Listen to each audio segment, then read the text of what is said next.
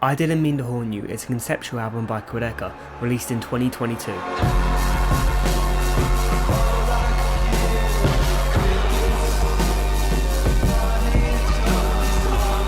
The album's concept follows a man who has taken his own life, and he is now a ghost exploring limbo. I Didn't Mean to Haunt You is my personal favourite album of all time. The album's story and the album movie is presented in a more abstract way compared to Quadeca's most recent album, Vanisher Horizon Scraper. If you watched my video on Vanisher, you would know that the album movie helped depict more exact events and showed exactly what was happening. If you haven't checked out the video, make sure to go check it out. I'll put a link somewhere down in the description below. However, the I Didn't Mean to Haunt You album movie is much more abstract in nature. It doesn't help visualise the exact story, but instead amplify the mood, atmosphere and tone of the album. This is a true deep dive. Like my other video on Vanisher, I will go lyric by lyric almost, deciphering the full meaning of these songs and painting the picture and the world that Quadeca has created in I Didn't Mean to Haunt You. Trigger warning, this video does include heavy themes of suicide, loss and grief.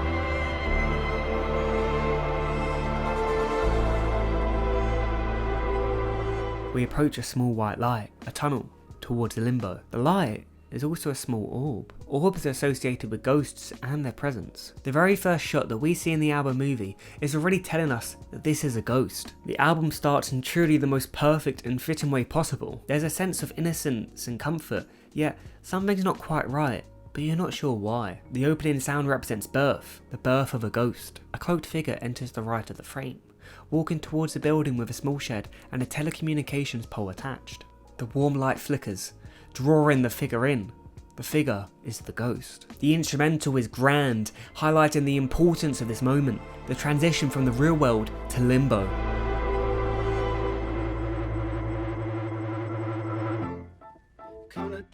It's all in my head. These are the first words that the ghost speaks after his suicide. He realises that all of this noise and all these problems are inside of his head. Now he's in this limbo state, he feels almost at peace. This line takes on a further meaning, since he has now left his physical body. He no longer has a physical head for these problems and thoughts to exist. The music strips back. It feels almost simple, kind of childlike in a way that represents birth. A camcorder shot of the grey sky and grey sea represents the isolation faced in limbo. The shot also shows that whilst he's still walking this living world, he's doing it through a limbo state. He can see the real world, but he can't interact with it. All the colour and life has been sucked out of it, making it seem grey to him. Fuel tape, it's been running in a red. Praying for a green light, we can stay ahead. A fuel tank blinking in a car means you're on a low amount of fuel. In the red refers to driving with a low amount of fuel, since when you're low on fuel, the fuel meter will be in the red. But what does this represent? It means the ghost was running out of fuel to live. He didn't have a motivation to live and didn't want to anymore. He couldn't find this fuel or this meaning in life, so he stayed going in the red. This green light represents a green traffic light, which of course means go. But since this car is in low fuel, if he carries on driving, then he's going to stop and the car will die, which actually represents him. He's waiting for the signal, the right time to go and take his life, to commit suicide and to pass on. He's unbothered by what's around him. All that matters to him is looking straight ahead, waiting to go. He can't go and do other things in his life because he doesn't have the energy, the motivation, the will to live. This idea of being stuck also symbolises limbo. It's a place that's in between living and dying, just like how he felt in real life. He was living, but not really. He was more close to dying than living. In this limbo, he's stuck in between. He's waiting for the green light to travel onto the afterlife and really meet his fate. But for now, he's stuck, The theme of driving becomes present later in the album, so let's remember this topic and put a pin in it as we progress forward. Nothing else seems right, you know what I said. The ghost says that this place, Limbo, doesn't feel right and that something is off. Someone said to calm down, listen, understand. Somewhere I got stuck between my hands. Everything I want was never in the plans. Having God stuck between his hands is such a fantastic line and impeccable writing. It refers to the ghost having the power of God when he commits suicide. He has the ability to take a life. Him committing suicide and taking his life early was never in God's plan for his life, thus making God feel stuck, which results in God not knowing how to handle his afterlife, which results in him being transported to Limbo. We see a camcorder shot of the ghost, creating this lo-fi aesthetic that is prevalent throughout the album. The vast yet empty landscape represents Limbo, which the ghost is exploring for the first time.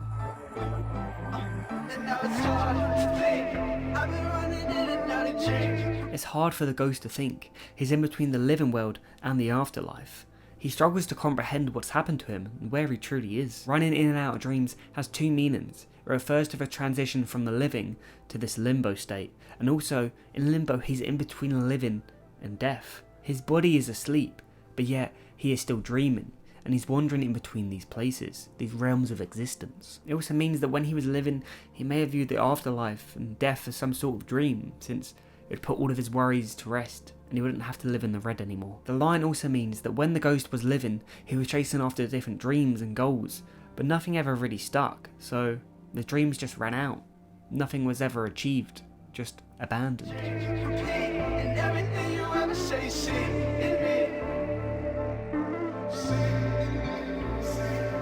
Like I mentioned, the ghost is able to see the living world in this limbo. He is currently watching his mother. The ghost's mother is repeating all the good things that she saw in him. Like when someone dies, you say good things about them, how they were so caring, how they were such a good person, etc. The ghost doesn't agree with what she says. It's everything that she saw in him, not what he saw in himself. So I'm not a ghost, 'cause I know these ones I used to call home. The ghost reflects on what he is for the first time. He questions if he's not a ghost. He passes through the walls of home, the home which he lived in the living world, with his family. However, past tense is used to show that he doesn't call this place a home anymore, since now that he has died, he's no longer living there. He's of course able to pass through walls since he's a ghost. He's translucent and doesn't obey the laws of the living world.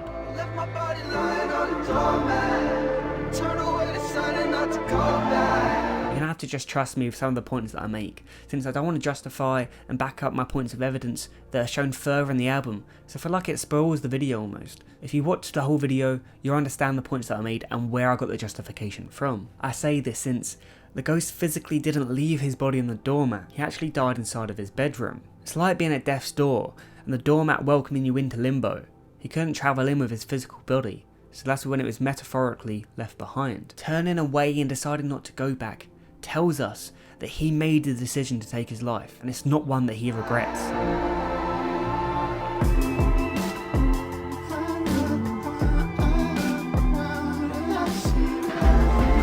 The instrumental drops into this beautiful beat. The ghost hopes that he's not the only one here, that he's not truly alone, but as he looks around, he sees no one. The extremely wide shot pictures of the ghost far in the distance, showing how lonely and isolated he actually is in this limbo.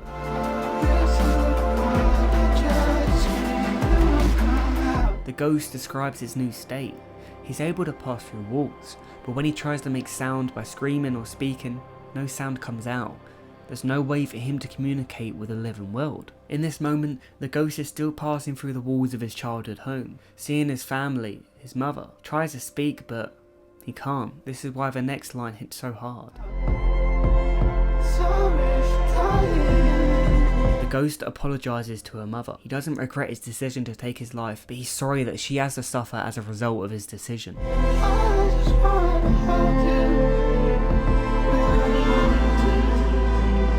He wishes that he could comfort her through her mourning without having to haunt her. He doesn't want to be a ghost. He wants to be there by her side and give her a hug, let her know that it's going to be okay, but he can't. Just what a beautiful shot that is, with the fog blowing across the hill. It's also something to keep in mind further into the album. The song enters an instrumental break while showing the beautiful yet haunting landscapes that paint the picture of limbo.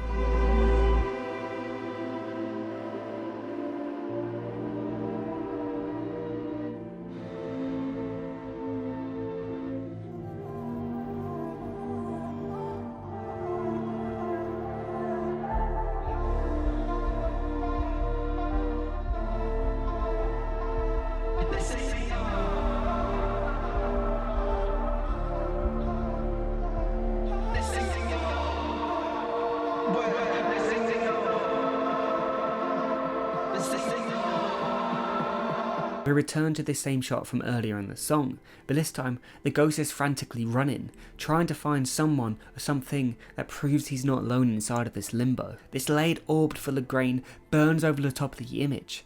It represents multiple things. First of all, the ghost. Ghosts are often associated with orbs, small white lights which are visible through video recordings. This is what I was talking about at the start of the song, where we saw that small white light, that small glowing orb. It can also represent the curious moon. Now that's not something which you're going to understand until we get further into the album, but if you can try to remember it, because I know this video is long and there's a lot of information, then it'd be great to. The circle also symbolises concepts such as growth, especially as the album progresses.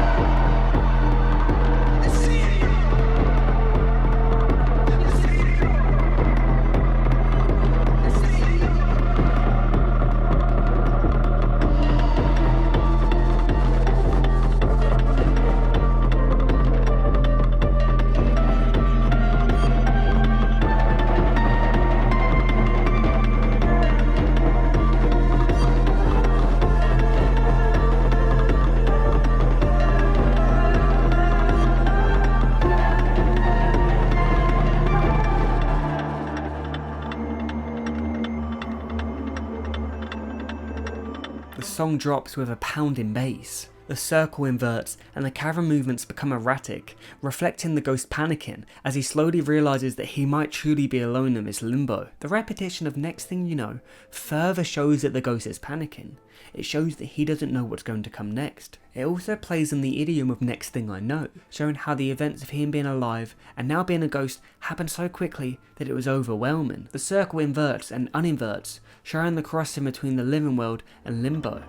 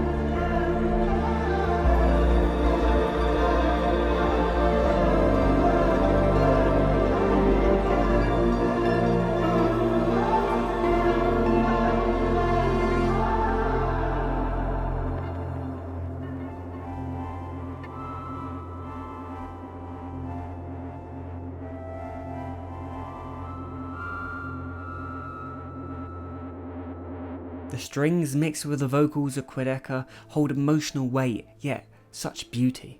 I think it's the perfect way to describe this album, something that's beautiful but heartbreaking and haunting. Subtle sounds, which sound similar to wind chimes, can be heard in the mix that sound almost magical. As we reach the end of the song, we return to the shed from the beginning. The opening sound reprises, ending the song. The shed represents his home.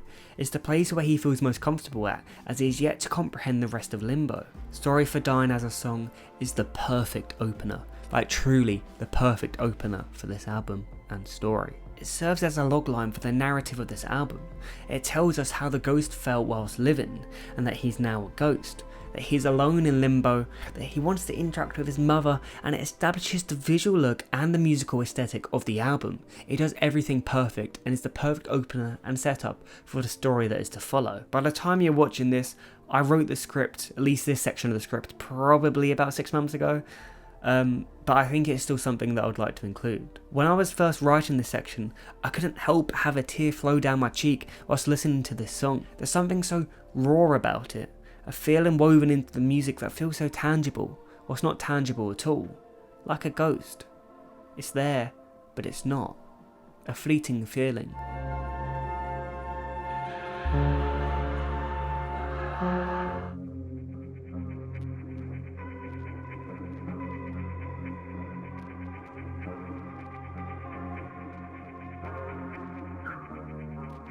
A spotlight illuminates an abandoned wooden shed in the middle of the snowy and icy terrain. The ghost, dressed in a suit, It stood on the right side of the frame before walking into the spotlight. The ghost is acting like he's entered onto a stage, greeting and waving to an audience that doesn't exist.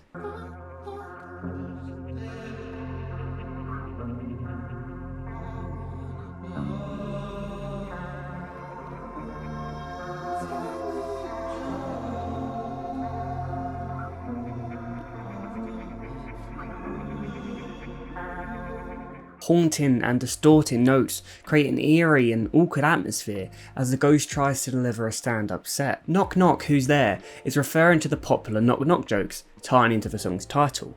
However, it is also the ghost trying to see who else is in limbo with him. He's convinced he can't be the only one, and that there must be others which he can interact with. The joke he wants to tell is his life. He's convinced that it's all just a sad joke, and the punchline was him committing suicide.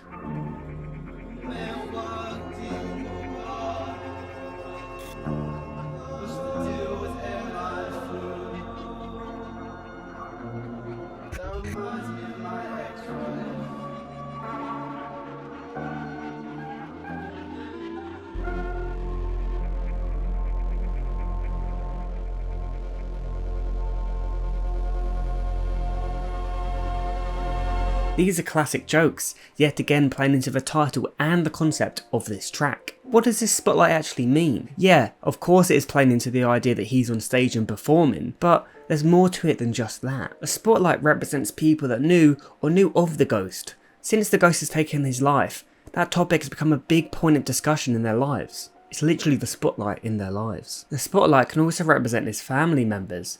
As the ghost, he creates weird but unintentional disturbances. When his family sees them, the ghost tries to run away, because he doesn't want to haunt them. The film cuts to another shot, with a white circle centre framed. The camera then pulls and zooms out, revealing its light coming through a keyhole. Another circle. It can yet again represent the ghost being an orb, just like we discussed in Sorry for Dying, or the spotlight shining onto the ghost. However, the light shining through the keyhole can represent the spotlight shining between the living world and limbo, since the keyhole is a small entrance between the outdoors and indoor world. It's visually showing that people in the living world are thinking of, seeing, and remembering the ghost whilst he's in limbo. It's that divide that's going between the two realms of existence. It shining through a keyhole and not the full door also shows that it's not an entrance big enough for anyone to go between. It's just a small glimmer of hope for the ghost, one that he actually can't reach. He is stuck here in limbo. Knock, knock, who's there? Tell me the truth. A familiar shadow that everyone knew. The ghost is again asking if there's anyone in this limbo with him. He can't comprehend the truth, that he's all alone. He's in denial, thinking the truth must be being withheld from him, when really, it's right in front of him this entire time. The theme of knocking can also be representative of the ghost knocking on the door to enter the afterlife. For example, heaven is often depicted as a door or grand gates at the entrance. He doesn't want to be in this limbo or in-between place. He wants to be where he really wanted to be, the afterlife, death, really dead. This shot is another shot of a white circle, the spotlight illuminating the ghost yet again. The spotlight is following the ghost, it's something that he cannot escape. The camera is also pushing in closer to the shot, the opposite of the previous shot. Reached through walls, you saw right through. As a ghost, he of course can reach through walls. He notes his mother can see directly through him, since he's a ghost. He's transparent. The ghost reaches through a gap in the door, symbolising his ghost-like state again. He tugs and pulls at the broken doorknob, trying to get the door open. This is yet again referencing the ghost trying to enter the gates or door to the afterlife. His inability to open the door shows that he's not yet ready to be welcomed into the afterlife. It also shows that he cannot interact with the real world in the same way he used to when he was living. The door and building being run down and abandoned not only adds to the ghostly tone and haunting mood of the album, but represents that the ghost is exploring a world which he has abandoned and left, one that he no longer inhabits. It also shows that limbo is abandoned. Laughing at you, I had so many things left to do, and it's funny you said it's too soon. The ghost laughs at people who are speaking about him after his death. They claim he had so many things left to accomplish in life and that he died too soon. This is funny to the ghost because they don't understand what he was going through. To him, it was not too soon. If anything, it was too late. Like we discussed on Sorry for Dying, the ghost was running in and out of dreams. He never really accomplished anything or stuck to anything. He feels as if there's nothing for him to do in the living world. That's one of the reasons he took his life. When living, he was stuck in the red, just like we explored on Sorry for Dying. However, to his family and people who knew him, his suicide came out of the blue. It was something unexpected. This shows that people didn't truly know he was struggling, or that he was suicidal. The camera stops pushing in as the ghost retracts his hand and walks away. Following shot also shows the ghost stuck behind a blue curtain in a room with red walls. He then exits from the curtain, literally coming out of the blue. It shows his transformation from human to ghost. But once he commits suicide and comes out of the blue, he's now the ghost in limbo. He's still coming to terms with his new ghost-like state. He struggles to comprehend how he can reach through walls. The only thing left of the ghost's living body is a bone-dry skeleton. This shows that some time has passed since the rest of him has rotted away. Humorous sounds exactly like humorous, the bone in the upper arm yet again playing into the skeleton line. Dry humour or deadpan humour is a style of comedy where there's limited expression. This plays into the joke theme on the track, but also plays into the fact that he's dead, since his body is expressionless.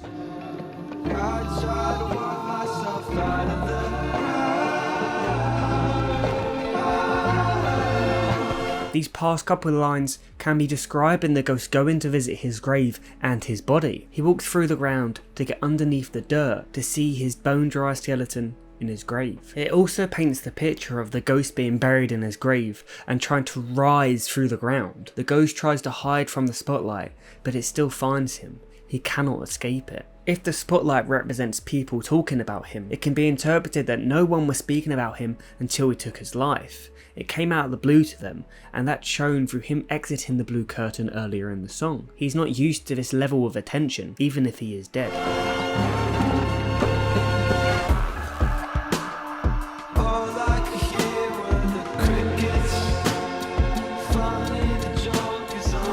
The chorus enters with a heavy impact. Being able to hear crickets means it's quiet, showing how quiet and lonely it is in limbo. This line also refers to a joke not landing, an audience not laughing. It's so awkward and quiet that you can only hear the crickets. However, the line is written in past tense and not in present tense, making it more likely that he is referring to no one reacting to him when he was alive. People just ignored him, and he was never the spotlight of people's lives. The joke is on him because now everybody is speaking about him, but he's not alive to be able to interact with this. He got what he wanted, but he got it at the cost of his life.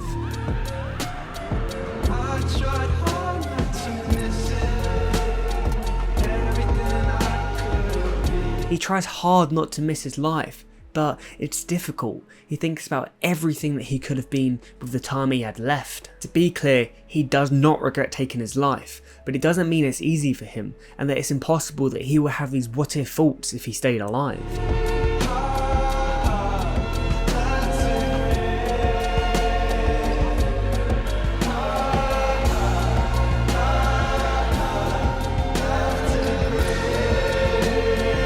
Laughing to the grave means the ghost now needs to live with this joke in death. The slow tilt up as the ghost approaches this abandoned church is a beautiful shot. The composition is also beautiful, including the foreground, mainground and background. Who's there? Tell me a joke. The ghost knocks on the door of the abandoned building as the lyric is sung, another example of him trying to enter the afterlife or escape limbo. The ghost reads the room from the audience. They don't find him taking his life funny. It's like they can't see the irony that the ghost sees. The ghost doesn't understand this, thinking he may have said something wrong to make the audience react that way. But of course, there's no audience to react. It's pure silence. The audience not finding the joke funny also represents his suicide. To them, it's quite a serious matter, but to him in the afterlife, he's laughing. To him, it's all just a bad joke.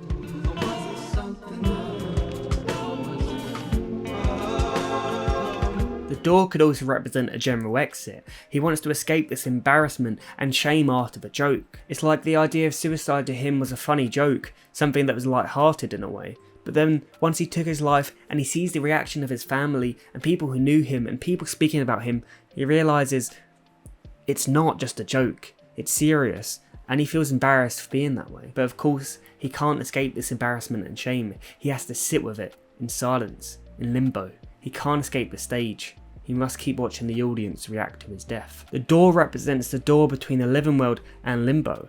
After he took his life, which is what the joke is, the door broke, meaning he can no longer go back. He's stuck in this limbo. I think the intended meaning for this section is that the ghost is knocking on the door to the afterlife, asking who's there. He wants to be let in. When he gets ignored, he wonders if he said something wrong that won't allow him inside of the afterlife, or if there's a different reason, such as the door being broken so they physically cannot let him in. Of course, these reasons aren't true. He's just trying to cope with the fact he isn't being let into the afterlife.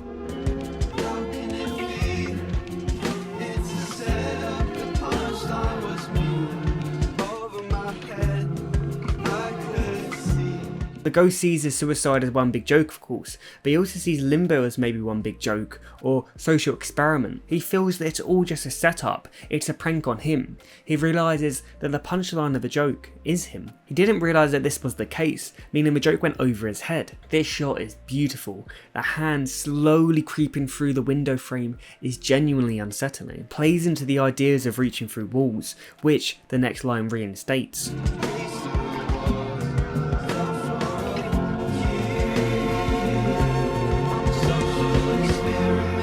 The line from verse 1 reprises, but this time he's trying to find a key. This relates to the shot from earlier in the song where the ghost reaches through the door trying to find the key to open it.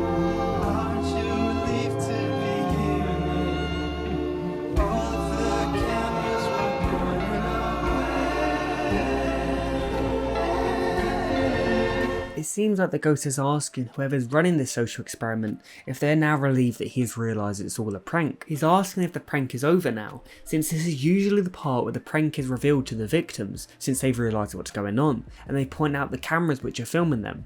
However, in this instance, there aren't any cameras filming him. Instead, they're all pointing away, likely to the living world, therefore revealing he's all alone, and there's no hidden truth or reveal to prove otherwise. The ghost's hand graciously moves through the frame, passing through the wooden beam. This low opacity effect sells this ghostly effect even further, especially when you see him in the background of the shot too. It's so easy to miss, but yet again, it's haunting.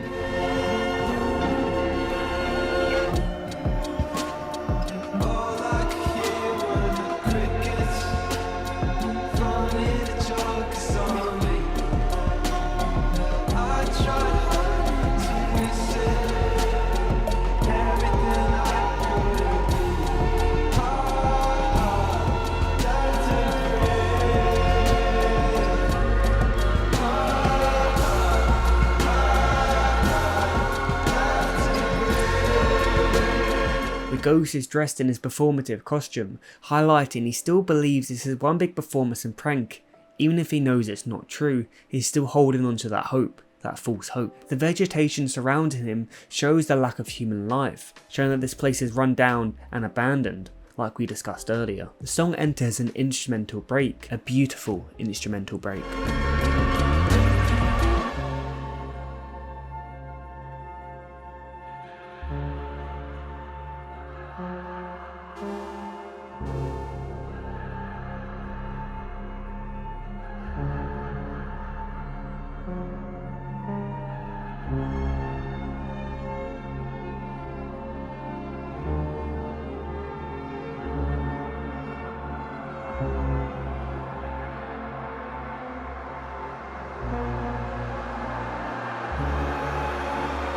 We return to this keyhole shot, this time seeing the ghost on the other side. Being on the other side of the door shows that he's on the other side to his friends and family. He's not in the living world anymore, he's passed on. The white circular light is also encapsulating him, just like the spotlight is doing throughout the song. He plays the piano, reinforcing the idea that there must be this audience. The frustration builds and builds in the ghost, and then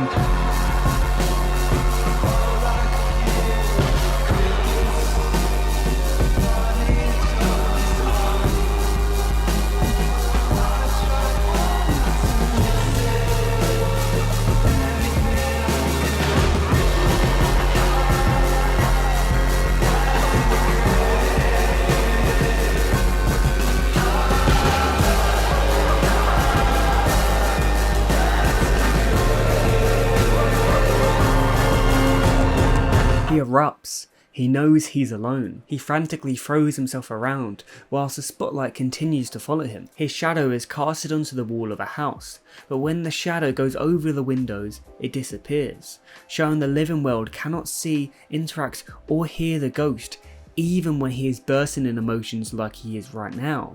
All of his efforts to interact with the real world is futile.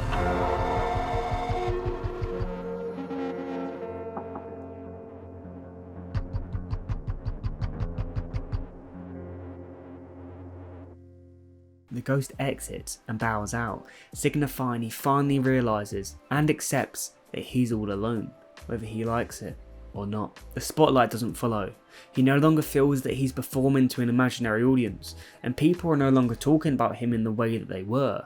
Time has passed. He is no longer the main subject or the spotlight of people's lives. People have started to move on. Tell Me a Joke shows the ghost attempting to come to terms with his situation. He's in denial or can't truly comprehend that he's dead and truly alone in this limbo. He has to see people grieve and talk about him after his death, hearing everything at once, which creates this white spotlight that follows him through limbo, which is coming from the living world. In the end, the ghost finally understands and accepts the fact that he is alone and that he is dead.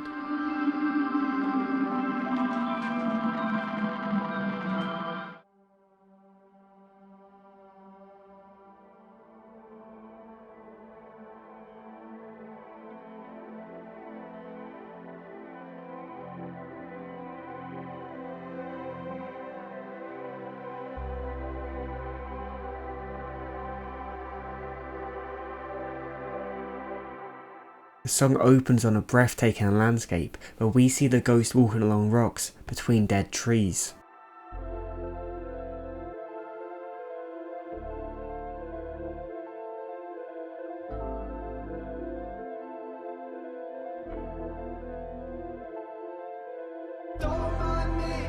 The phrase "don't mind me" is similar to the phrase of saying "oh, ignore me." It can be used both literally and sarcastically. In this song, the ghost uses it both ways. People aren't speaking about him as much, and now he's feeling ignored. He sarcastically says, "Oh, just don't mind me then." He wants people to speak about him because at least it gave him something. It was his only true tunnel left to the real world, depicted through the keyhole and the spotlight in Tell Me a Joke. The ghost says "don't mind me" to the people he was close to, especially his mother. He doesn't want to be a burden. He sees that his death upsets his mother and doesn't want to get in the way of her or other people's lives. He's trying to tell her and others that it's okay. Don't worry about me. The phrase "don't mind me" can also relate to how the ghost felt when he was alive and struggling. No one, to our knowledge, tried to help him, so he's almost sarcastically saying "don't mind me" since they're just ignoring him. Somewhere between closed eyes and a dream. Closed eyes and a dream. This limbo and purgatory state is described as somewhere in between. Closed eyes, which is similar to sleeping, represents the real world, whilst a dream represents afterlife. He's somewhere in between these two states in this purgatory and limbo world. These two things are the closest things to death that living beings experience, where the mind is unconscious but you're still living. You could even see this as closed eyes meaning death and a dream meaning the afterlife. He closed his eyes, he died, but never woke up in a dream, instead of a state in between. It can also relate to the line back in Sorry for Dying about him never achieving his dreams. He still hasn't. He hasn't reached the dreamlike world, the afterlife, the place where he wants to go. For most people, closed eyes would represent death, whilst a dream would represent living. But due to the ghost's experiences and wanting to take his life, it's flipped around. His dream was to reach the other side and finally be at peace. Even the visuals display the ghost in this in-between state. He's in between the two sides of a shore. He's in between the dead trees he walks between, and using the shadow on the hill, we can determine that he's between two hills. Don't mind me. Cold got a picture. Such a seizure. The ghost is watching his mother grieve his death. She combs through pictures of him, reflecting on memories. She searches and seizes through his stuff. A seizure is also another form of something that is close to death, which we experience when living, relating back to the closed eyes and a dream line. Somewhere between cold eyes and anesthesia. A coma and anesthesia are more real world examples that are close to the idea of death while still living. Somewhere between closed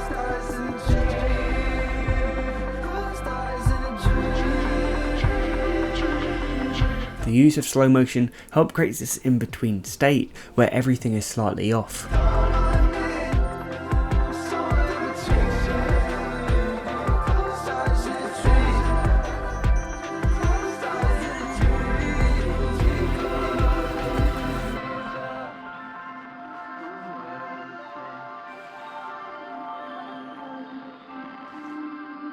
The chorus repeats lines from verse 1 in an intertwined and layered way. Drums kick in, creating a more upbeat energy before the song falls back into its somber soundscape.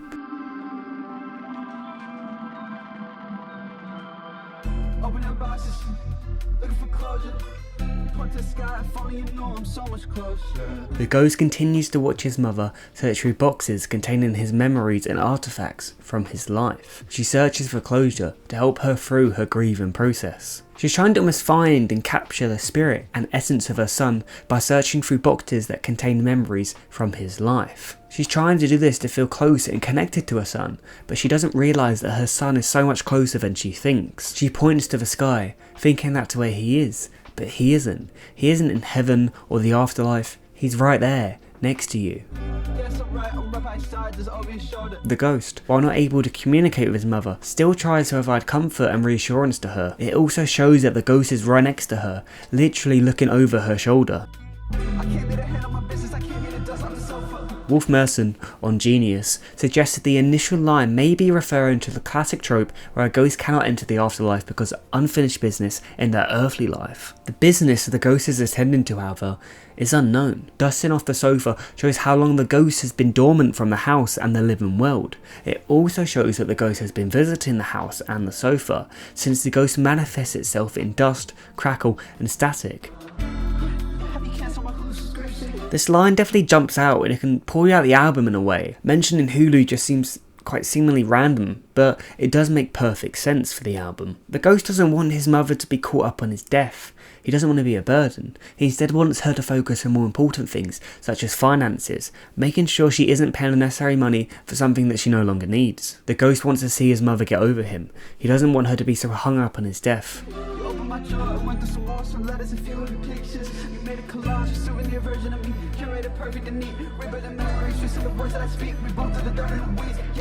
When someone dies, people collect images, stories and items associated with that person. However, they're usually always in a positive light. They show only the best parts of a person's life. Whilst it's this sweet, it's not an accurate portrayal of that person or the life that they lived. Those memories are no longer authentic. No one's life is just defined by their best moments. If anything, I think our worst moments in our life are the most authentic ones. The ghost feels that his image and the memories associated with him has become corrupt and rebuilt. Feels as if he's been reborn, with a new perfect version of himself and his life being displayed. As his physical body is buried underground in his grave, he's being reborn under the dirt and the weeds. Formaldehyde is the main preservative in embalming fluid, which is used on a corpse before a funeral. It slows decomposition, allowing corpses to be viewable at funerals. This line and the previous line about the dirt and weeds build up this image of a funeral. This relates to the fact that at funerals, people share flowers, photos, memories and stories about that person from their life. But if only the perfect ones are being displayed, then it feels inauthentic. So even at his funeral, the person being portrayed between people isn't the person who he really was. Whilst at the funeral, he doesn't want to see his mother cry, telling her you don't need to cry. Formaldehyde is a potent eye irritant, even in small doses. This is another reason as to why she's crying at the funeral, as the formaldehyde used in his body irritates her eyes, causing her to cry. The imagery of the ghost watching his own funeral and seeing all of his family watching and crying as his lifeless body is on display is harrowing. The ghost asks his mother to re-find the scraps from his life to piece together his true self back to life. Not a collage only showing the good moments from his life, but the real authentic him. This is the first direct reference to static in the album. Static is a really important metaphor in the album. For one, it represents the ever-encroaching void that consumes someone into the afterlife. We're early in the ghost's journey, and he's far from this static and this void, but it's still present, and is getting more erratic as this void slowly approaches him. The ghost chooses to ignore this static. He doesn't want to be consumed by a void, and he doesn't want to worry about it. He puts it out of his mind. This concept is a major part of the album and its narrative. It's something that we'll explore much more further into the album. The ghost is becoming more irritated that his mother won't listen to him. She's still going through boxes and grieving him when he just wants her to stop being so hung up on his death. To simply put it, he wants her to get over him. This is the first use of a swear word in the album. It's used to show the ghost's irritation. He's frustrated that he can't communicate with her and he just has to bear witness to her grief and suffering.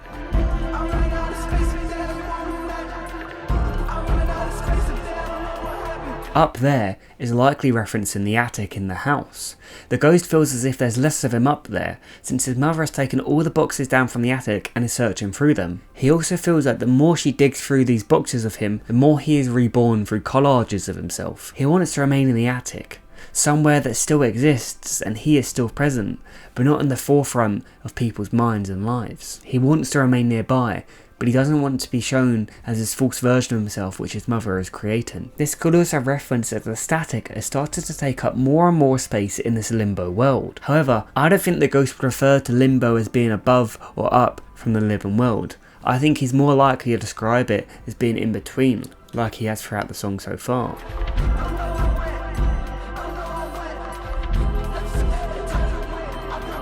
The ghost doesn't know where he went, since these memories of him has been taken from the attic and patched together to create these false memories and collages of his life. It shows both that he's left the attic and also that the representation of him is gone. He feels as if he doesn't even exist in the real world anymore, just a false version of himself. It can also show his mother getting rid of some of his belongings perhaps. He feels as if he's being dispersed from the home and from the attic, and from the living world altogether. The ghost can also be thrown to the limbo and purgatory world that he exists in, since he doesn't yet fully understand it or know what it is. Left for some air means to exit a situation to take a break. The ghost took his life to take a break from the real world. When he took his life, he became a ghost, something that's not physical, which made it so that he was tied to the wind. The wind swept him up, since he wasn't used to being weightless or in a ghostly form. Out through the vent is the ghost being pulled out of the living world into limbo. The wind swept him away from the living world. Out through the vent can also show that the ghost is able to access places which he wouldn't have been able to when he was living, since he now doesn't take on a physical form. It can also describe the ghost being dispersed from the home and the attic.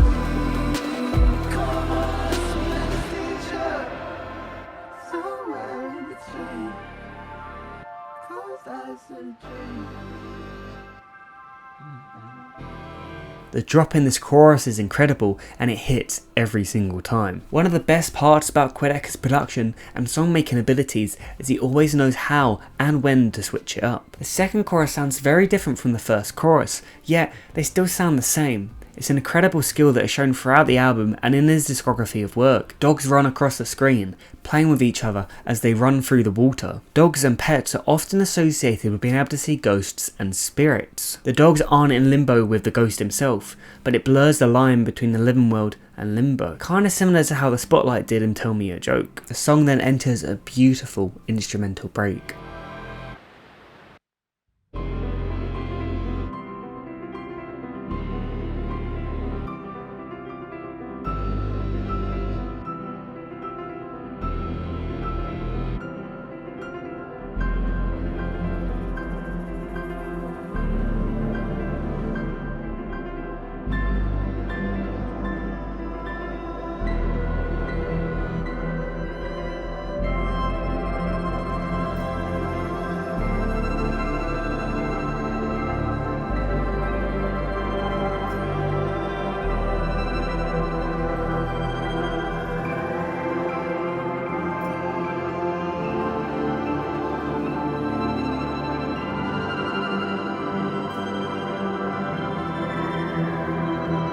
The swells in the instrumental, with Quadeca harmonising, creates an emotional yet majestic soundscape.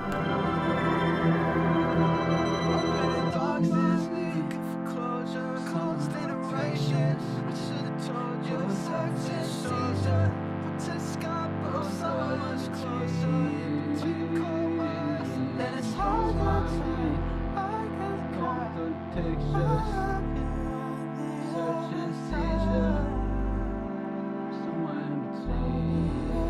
Coma anesthesia,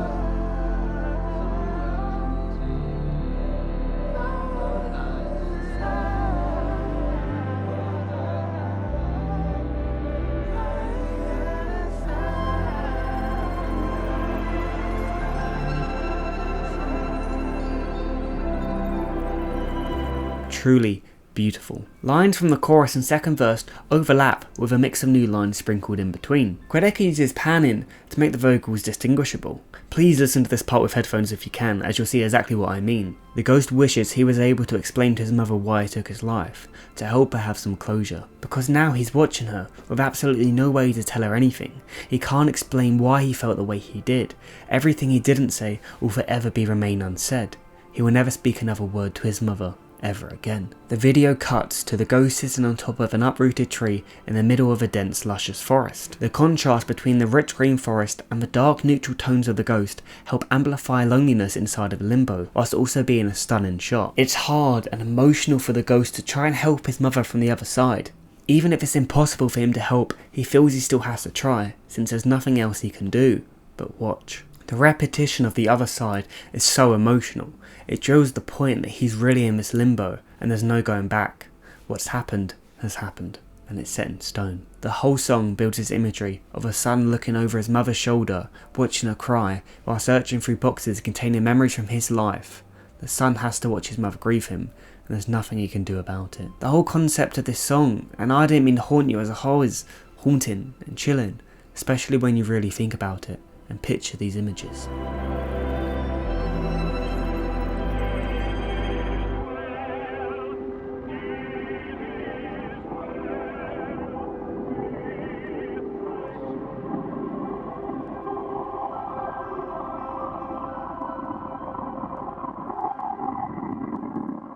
It Is Well With My Soul is one of the most popular and influential Christian hymns. It is often sung at funerals to express faith and peace amongst profound grief. This ties back to the funeral we mentioned earlier in the song. It's likely the ghost is saying this to his mother, or at least expressing the same ideas to her. Don't Mind Me is the first time the ghost has processed what has happened to him, at least for the most part. He watches over his mother grieving him in a way that he doesn't agree with. He feels the frustration of not being able to communicate with her or anyone, but he also feels deep levels of sadness watching his mother go through what she's going through. A small white light transitions us into the next song.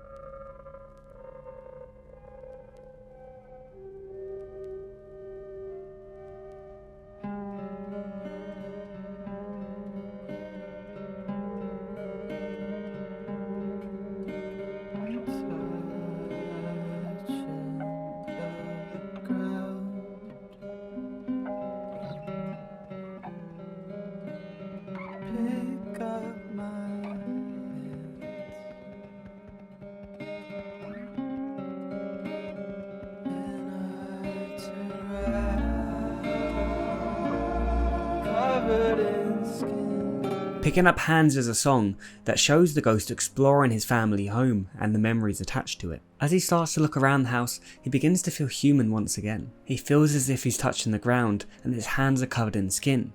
He's reliving what it's like to be alive again, even though he's not. These lines also provide the imagery of being born, touching the ground for the first time, a baby's hand being held for the first time, and being covered in skin for the first time. It relates to the ghost feeling like he's born again. It also shows that he wants his mother to pick up his hand once more. In Don't Mind Me, I mentioned a static void. Well, that void isn't only represented through static, it is also represented through the moon and white circular lights. This obviously rings a bell since so much of the album so far has focused on white lights. And yeah, I've said these lights represent other things, but they have multiple meanings. They also represent this void. It's something they'll explore more as we get deep into the album, but all you need to know for now is that the void is there, lingering.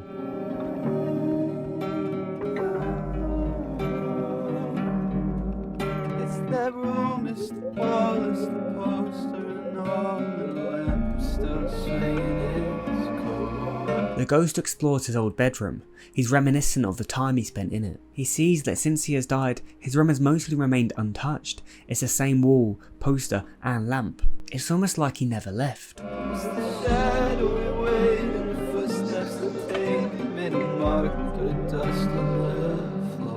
Ghost describes the room as having dust covered on the floor, which is strange because you would have think that his family members would have gone in there, but since it remains largely untouched and there's dust on the floor, it shows that maybe his mother is too afraid to go inside of his room. She can't cope with seeing it. Whilst the ghost can't communicate with the real world, sometimes stuff can still slip through. Like in most ghost stories, a ghost can't directly speak to you, but sometimes weird and supernatural things may occur, such as things falling off of somewhere, objects slightly moving, or feeling a cold and unknown breeze. In this case, the ghost's presence moved the dust as he walked into the room. So whilst the ghost cannot directly interact with the real world, sometimes his presence still slips through and can be felt.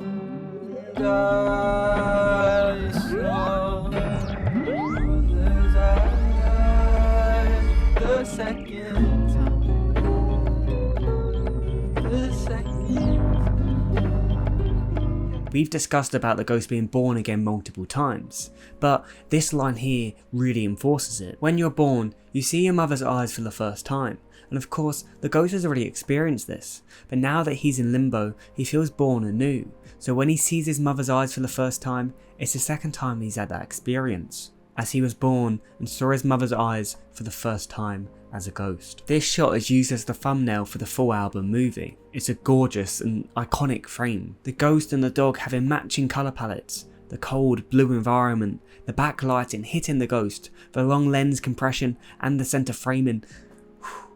Chef's kiss. The ghost's outfit has also changed. He now wears a blanket-like garment over his head, covering even more of him and his skin. This look makes him look more ghostly in my opinion. The clothes resemble a shroud, something which bodies are wrapped in before a funeral. Seeing how the ghost witnessed his own funeral in the previous song, it's likely this piece of the costume design is referencing that, and of course the theme of death in general.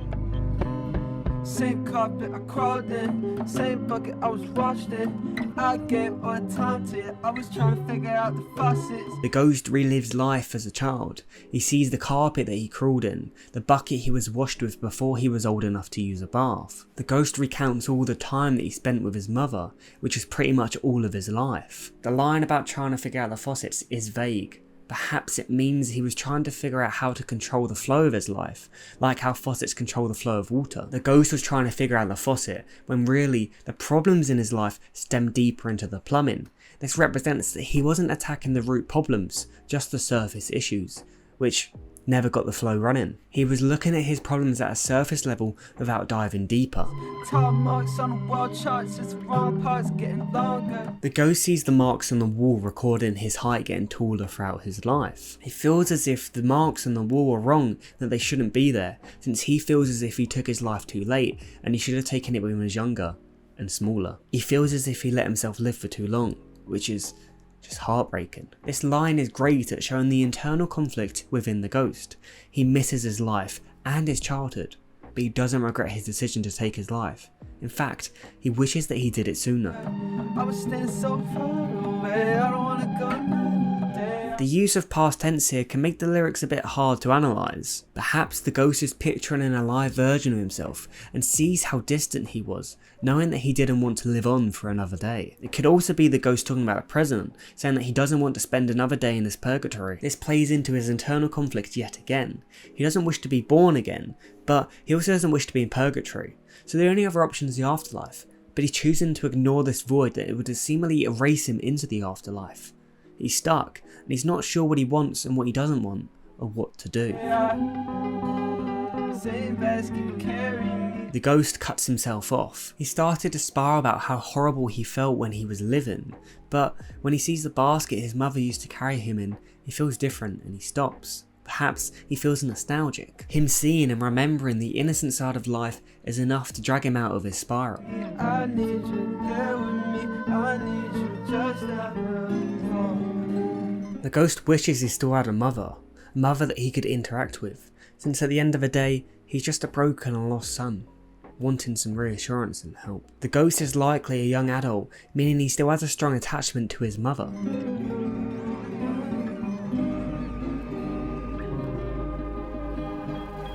I looked up and down, didn't want to make a sound. I was so far away, I don't want to go another day. He looked up and down before he took his life, as one final check that he wants to go through with this and that he set it up properly. He didn't want to make any sound when he took his life, since he didn't want his mother to be alerted. When he was living, he just felt so far away from everything, from everyone, from friends, from life, and from his mother, even if she was just right down the hall. He couldn't go another day. He knew what he wanted to do. He also physically cannot go another day in the house.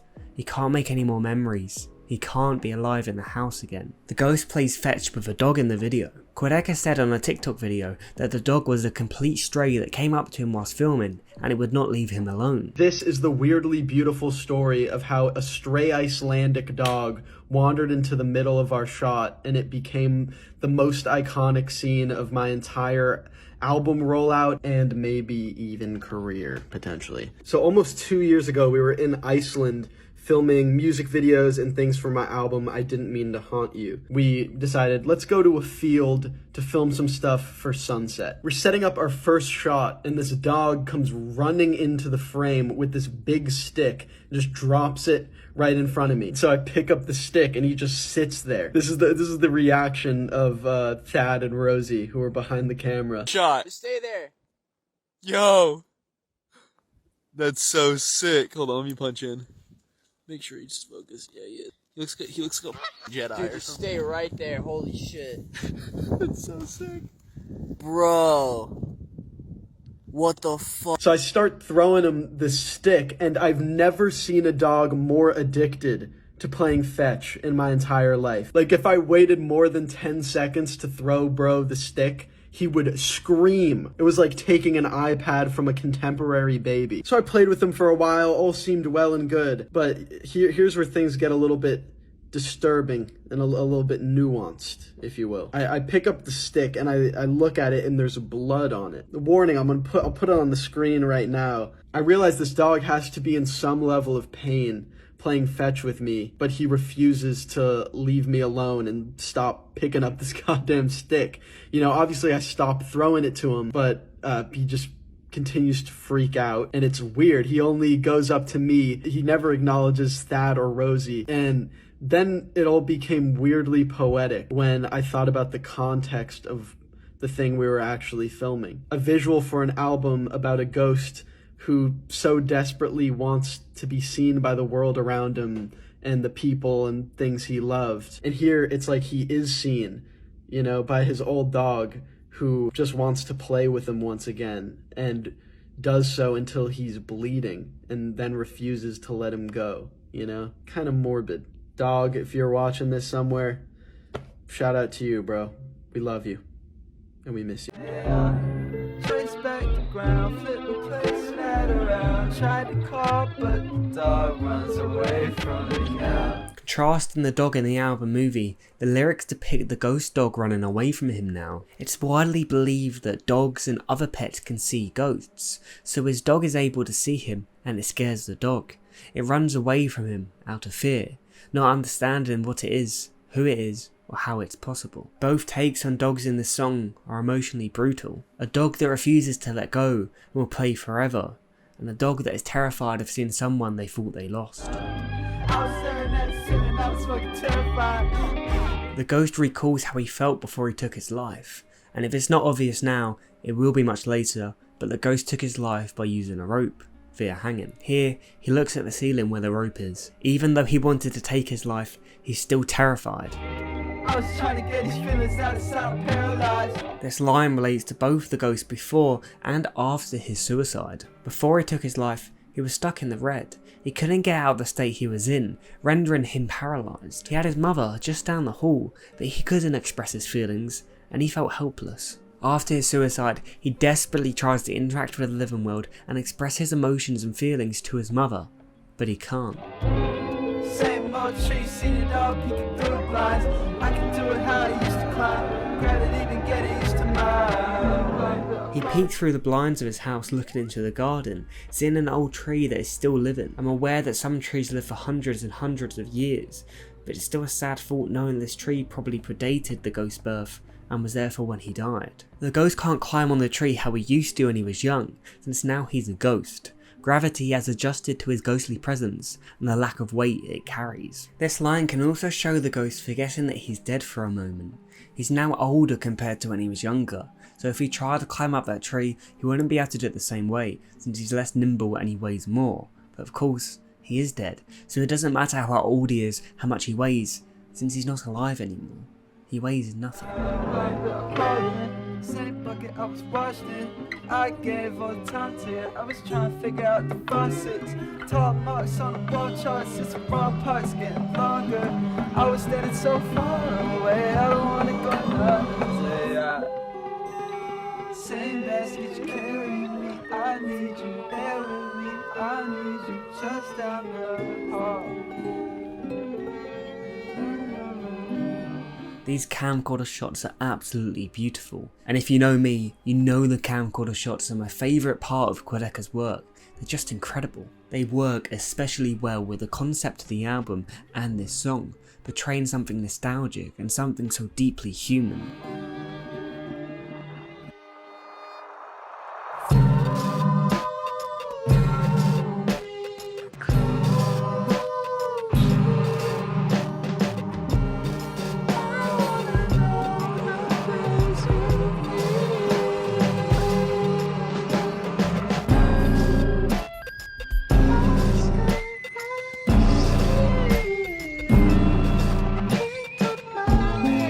My favourite part from the whole album changes so often, but at the moment, this is my favourite part. The ghost wants his mother to follow him and show him the places that she's been without him. He feels like he's missing out and is only able to see a small fraction of her life. He wants to be able to go out with her and live. The ghost could also be speaking to his dog, since the ghost can see him. Lazarus is a character from the Bible who is suffering from sepsis. Sepsis can cause blue and pale skin. The ghost's body, which is in the grave, is physically decaying, much like Lazarus' skin. Earlier in the song, the ghost wanted his mother to pick up his hands again, but now he's realised and started to accept the fact that his mother can no longer pick up his hands. Therefore, the sentence becomes past tense, compared to earlier in the song, where it wasn't. The ghost lets out this wail, knowing that he can never be held again. Just like in the previous line talking about the tree, he forgot he was dead for a moment, but now that fact has come back to haunt him and just destroys him and rips him apart.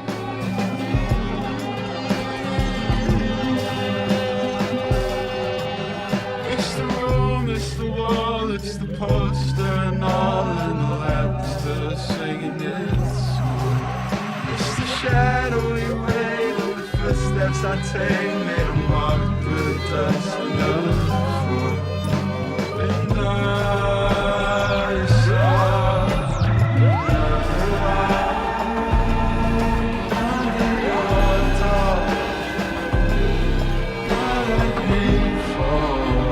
refrain repeats, but the lyrics in the second half are different to before. The ghost noticed a light that he hadn't seen before coming from underneath one of his family members' doors. It's different from when he was living in the house. This represents that the house is changing, new light bulbs are being installed in the house, and the house and life is forever ongoing and changing. Life goes on without the ghost, and he must learn to accept this. The chorus repeats before going into the outro.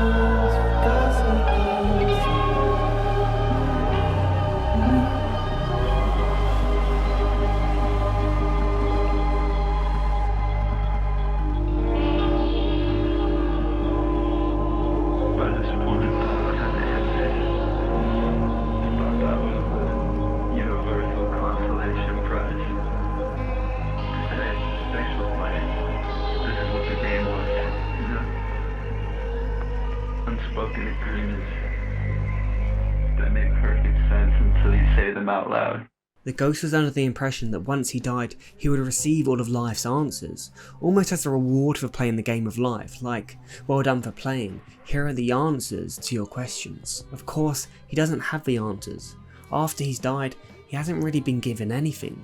If anything, it feels like more has been taken away from him, and a bigger void has grown inside of him. He realises that this idea, an expectation that he'd receive all of these answers once he died, made sense in his head, but once he says it out loud, it doesn't make sense at all. Picking Up Hands is a highly emotional song. The vivid imagery of Quadeca's writing is effective at placing us inside of this house. The ghost has now spent a significant amount of time as a ghost. He's been dead for quite some time.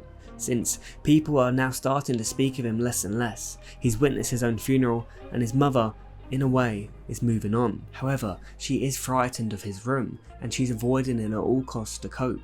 She's avoiding everything she can to do with her son and the memory of him, since she feels like she can't move on otherwise. The ghost feels like a stranger in his own home. Life has moved on, and he feels like he's left behind. Time has never stopped ticking.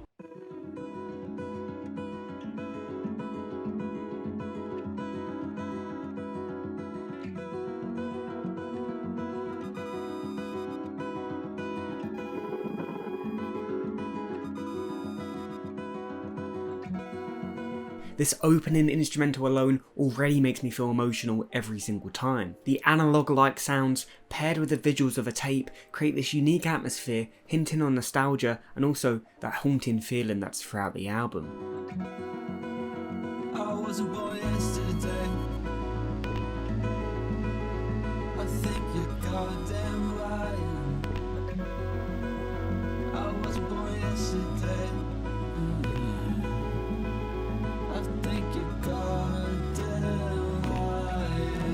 Where do I even begin with a song? It's so lyrically, conceptually, emotionally, musically dense. The chorus, tying to the title of the track, sees the ghost say he wasn't born yesterday. It's a sarcastic expression to almost say, I'm not dumb, I understand what you're saying. Whereas if you was born yesterday, you wouldn't have that knowledge and you wouldn't understand. The ghost is saying multiple things here at the same time. Firstly, the ghost doesn't want to accept the fact that he was born yesterday. In Picking Up Hands, we explored the concept of rebirth. Here, the ghost doesn't want to accept the fact that he's reborn as a ghost.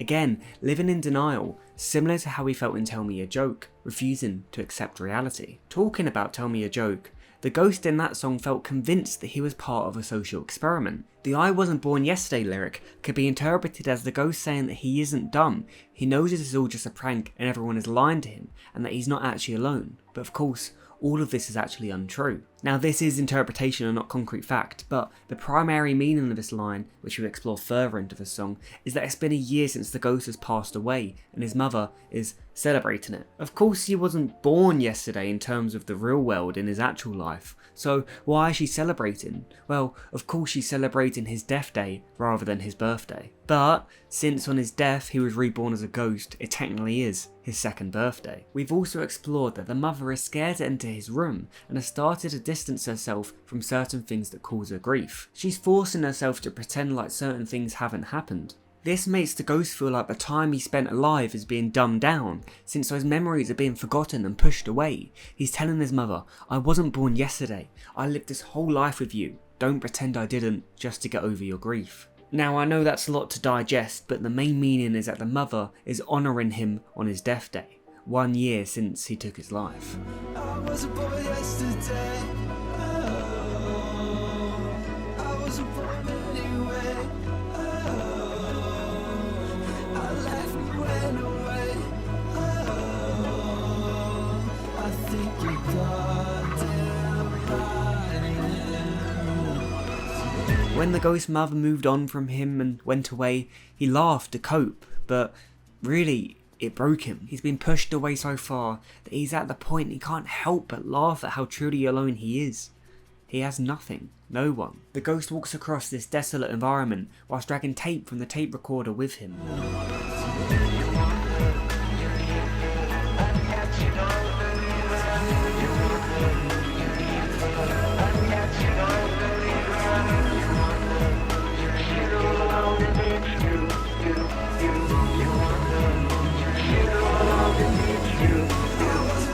The bridge is an interpolation of the 1966 song 401 by the Beatles from their album Revolver. However, in the official Born Yesterday music video, it's not an interpolation. Instead, it's a sample using Paul McCartney's own vocals.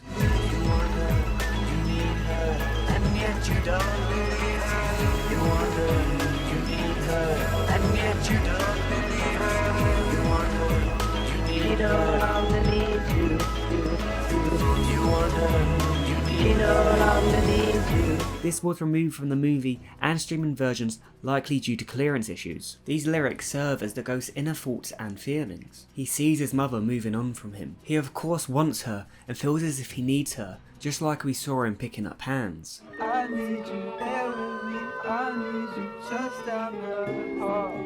And in this stage of denial, not believing that he was born yesterday and that he's a ghost, he doesn't believe his mother is honouring his death. In fact, he doesn't believe that his mother is truly moving on from him at all. The ghost finds out the heartbreaking truth. She no longer needs you. She's moved on, which is great, but for the ghost, he feels as if he's been killed for a second time. At this point, everyone has truly grieved him and moved on from him in their own way.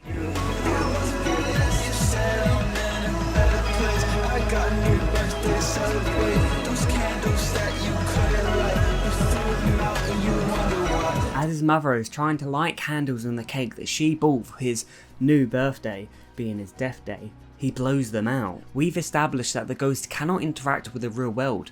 However, like many ghost stories, strange occurrences can occur, so the ghost being able to blow out the candles and move dust and picking up hands makes complete sense. The ghost blew out his candles as a sign to his mother to let her know that he's still there with her, but she doesn't understand why they won't light, so she threw them away confused, not getting the ghost's message. He could also be blowing them out of frustration, because he doesn't think that he was born yesterday. He doesn't truly accept the fact that he's dead. He's pushing against that idea. The background vocals tells us how much the ghost really misses his mother. He cried when she went away. This means that when he took his life and went away, and now that she's moving on, he sees his mother moving on from him as her leaving him.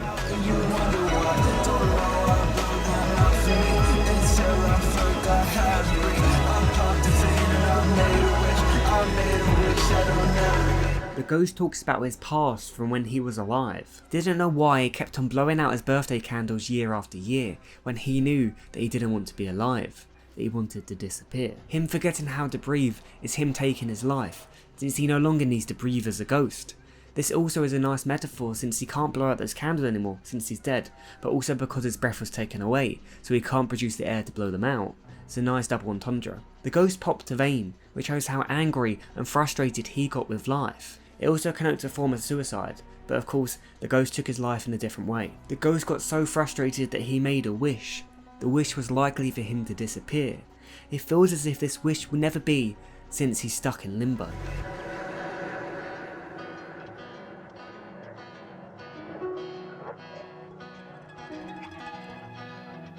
Now I'm here. I've been in so many tears, I try my best not to count it. After reflecting on his living life, he changes his attention to his current situation. He's now here, in purgatory. His death has been the cause of so many people's tears. He tries to ignore how many tears he's caused because he doesn't want to feel bad about taking his life and how it's impacted other people. He also doesn't want people to feel bad about him or his passing, like we explored in Don't Mind Me. He's not looking for sympathy. I've been in so many hearts, I've been in so many prayers, I've been in so many couches. I've been in so many lives, I live so many lives, I live in so many houses. The ghost has been in so many people's hearts and prayers, which is a common phrase that people say when someone has passed away. Keep them in your hearts and prayers. The ghost feels as if he's lived so many lives. When people were grieving him, he felt connected to them.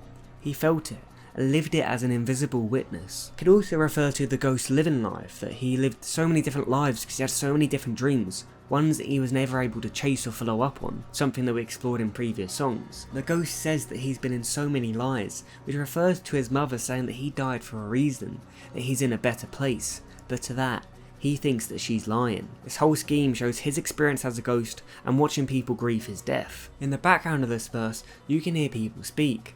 These are memories of the ghost from when he was young. His mother asks, "Where are you?" and he responds in the next line saying, "I'm right here." I've been in so many tears, I try my best not to count it.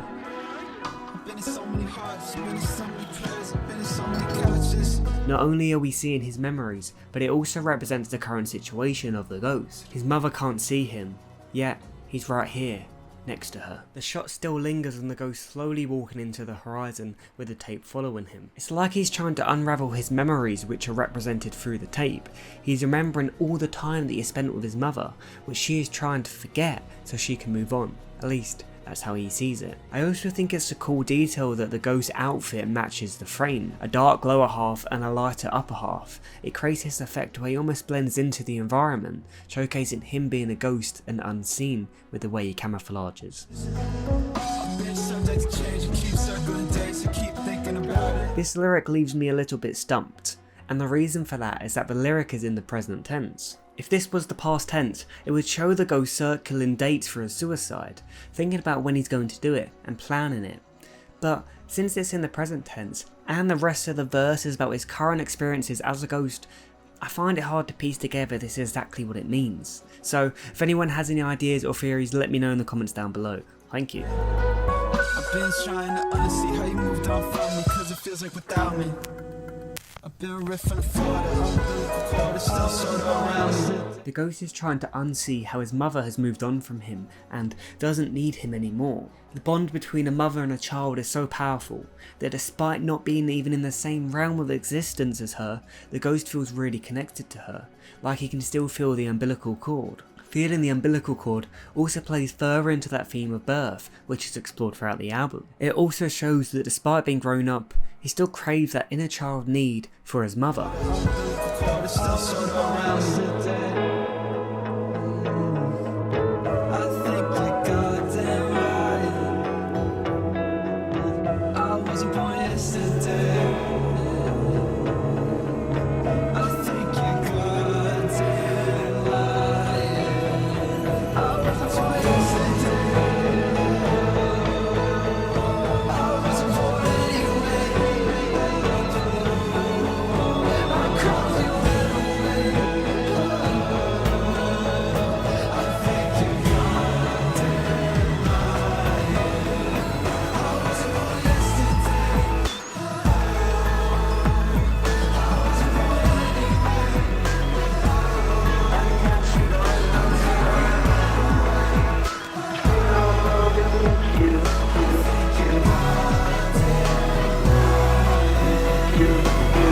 The use of real old footage of Quadeca or Ben as a child heightens the emotion and also helps ground the story. You see this child and then cut to camcorder shot of the ghost and it makes you picture this child who's now passed away, watching his own mother move on from him. It's so powerful and really gets you in the feels because it's no longer just a grown man in a ghost costume. You have that vivid imagery of the child and that mother and that connection. In the first chorus, the ghost laughed when his mother went away, but in this chorus, he admits he cried when she went away. His barriers of protection and denial are slowly breaking down. The ghost stands there, wrapped in tape from the tape recorder that he holds. He's entangled with all of the memories of his life. He holds an unlit candle, representing the candles the mother tried to light for the anniversary of his death. The unlit candle also represents that the ghost no longer has any more birthdays and any more candles to blow out, since he isn't getting older each year. A year has passed since he died, but he hasn't gotten any older, since he's a ghost. The glass home behind him shows how the ghost sees life and his mother. His home is like a viewing gallery where he watches his mother move on from him and leave him. The glass house can also represent the ghost as he's literally see-through. It can also show how he feels like his life is transparent to everyone but misrepresented. In Don't Mind Me, the mother was putting together a piece of his life but only the good part, and the ghost felt as if that was unfair and not a true recollection of his life. The glass house also connotes being fragile or easy to break. This line references the light that follows the ghost. It's the void that rips through this limbo and chases the ghost. The brighter it gets, the closer he gets to disappearing, truly disappearing, and passing on onto the afterlife. Whilst the ghost wanted to disappear and even wished to, he feels as if he's not ready for it. That's why he chooses to ignore it in Don't Mind Me. In Tell Me a Joke, I mentioned the white spotlight we saw could represent his mother noticing him through strange occurrences, and him running away to avoid haunting her further. This line describes the same situation. When it gets bright and a light appears, he tries to run away and disappear. The first thing I said in the analysis of this video is the small white light in Sorry for Dying acting as a tunnel to Limbo. It's filmed on a camcorder which is super zoomed in, making it hard to have any real shape or form, much like how Limbo doesn't have a set shape or form, or how ghosts don't either. In picking up hands, the ghost saw a light under a door that he didn't recognise from his family home. It symbolised that his life and family moved on without him. The concept of light connotes change, which makes the memory of him disappear further and further. The more people move on, the less of the ghost there is. It's quite a contrast, since the light normally makes things appear, and it's normally associated with good, rather than something that's evil or bad. But for him, it plunges him further into obscurity and closer to a void. Online, people think that the ghost feels as if it has been 12 million years, or a long time, in Limbo, but only 12 nights in the real world.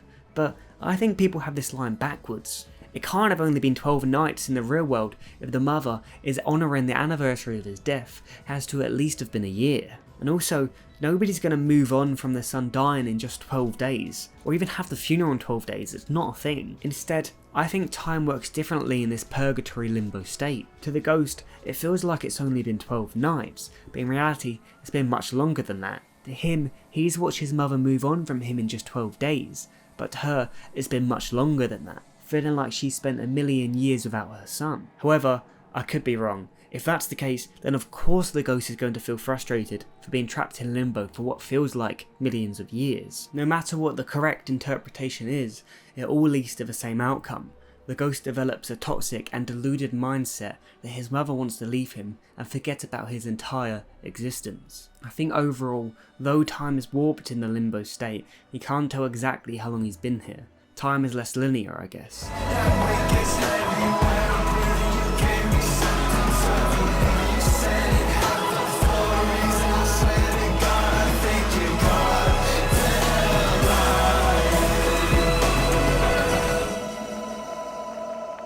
The love and care that his mother had for him gave him something to believe in. It was the only attachment he had to the living world. But now that's fading away. He's feeling abandoned. He yet again thinks his mother is lying when she said he died for a reason. Also, just take a moment to appreciate the instrumental from that chorus and verse, as well as the whole song, as we now enter a small instrumental break before the bridge.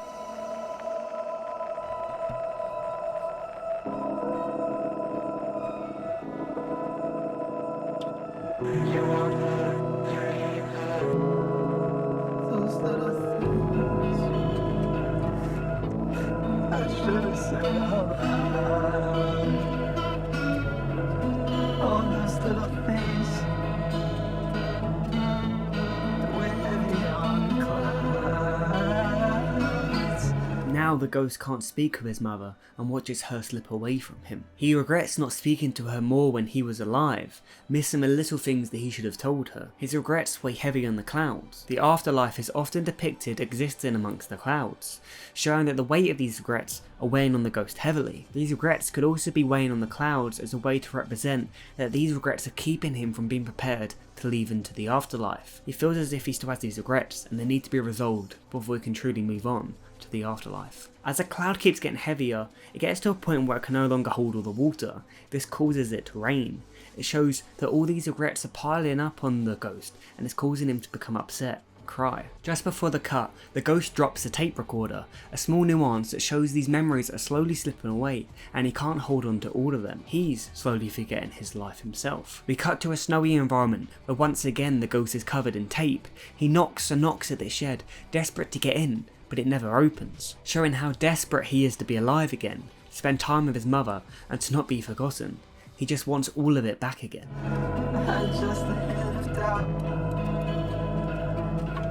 I wish I let that hint become me. Just a little doubt.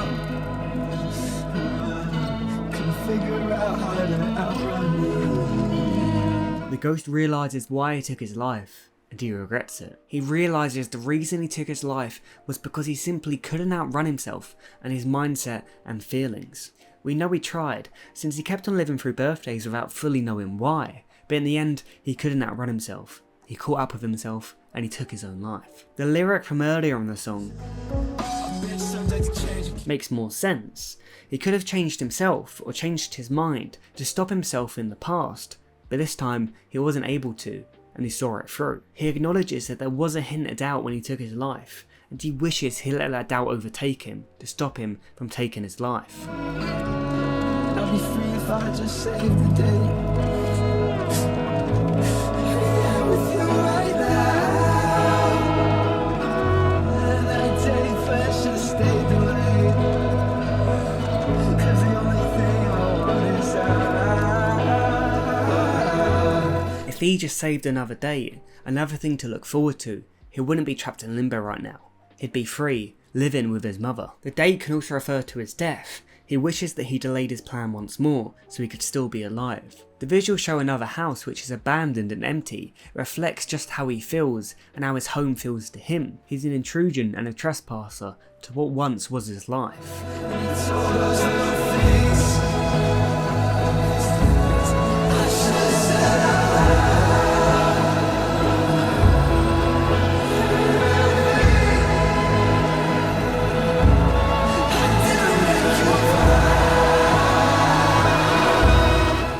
Things that mean the most is when he made his mother proud. There's not much that is more human than that. The bridge is a turning point for the ghost. He truly regrets taking his life, and he wants nothing but to go back.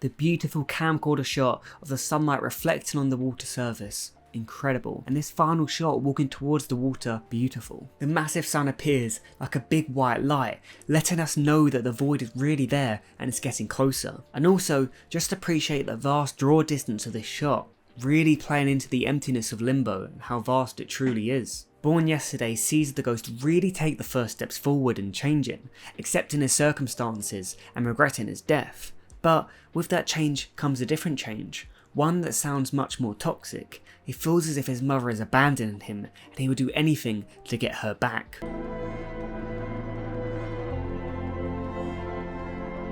Sorry for Dying shows the ghost's arrival into limbo. He starts to explore and comprehend what's just happened. The ghost enters a state of panic upon realising what's happening before settling down. Sorry for Dying is a song of innocence and nostalgia with a haunting layer bubbling onto the surface. It explores the roller coaster of emotions the ghost faces moments after taking his life. Tell Me a Joke explores the ghost attempting to come to terms with his situation. He's in denial that he's dead and alone. He has to watch people grieve and talk about him following his death. Hearing everything at once creates this overwhelming white light that follows him through limbo, a tiny tunnel between the worlds of the living and limbo. Don't Mind Me is the first song where the ghost fully processes what has happened to him, for the most part. He watches over his mother. He sees her grieving him in a way that he doesn't agree with. He feels as if she's misrepresenting his life. He desperately tries to communicate with his mother, but he can't, which makes him frustrated. In Picking Up Hands, the ghost explores his house. He reflects on his life when he was alive and his current limbo state. The ghost has now been dead for quite some time, since people have stopped talking about him. He's had his funeral and now his mother is trying to move on. His mother tries avoiding anything to do with her son to cope, including his bedroom. The ghost feels like a stranger in his own home. Life has moved on and he feels left behind and ignored. Born Yesterday makes it seem like the ghost is starting to adapt and change for the better. He begins to be more accepting and regrets his death. He watches his mother celebrate his death day, the 1 year anniversary since he died, but he doesn't truly believe that she is celebrating or honouring him at all. He sees his mother moving on, which is what he wants. He doesn't want her to be hung up on him, but He doesn't want to be forgotten as well. This leads to him developing a toxic mindset and outlook. He thinks his mother has abandoned him, which makes him desperate and resent his mother. He reflects on memories of when he was young, but he also feels as if those memories and those times are slipping away, like his life is slowly fading away. Thank you so much for watching part 1 of my analysis into IDMTHY. This video has been such a big undertaking, taken so much time, and part 2 is going to take even more time, so watch out for that one as it's going to be longer, and you'll be able to see how this whole story concludes. Thank you so much for watching and all of the support. Please do subscribe so you don't miss that video, and help support me and the channel and everything I do. Thank you all, I appreciate you guys so much. See ya.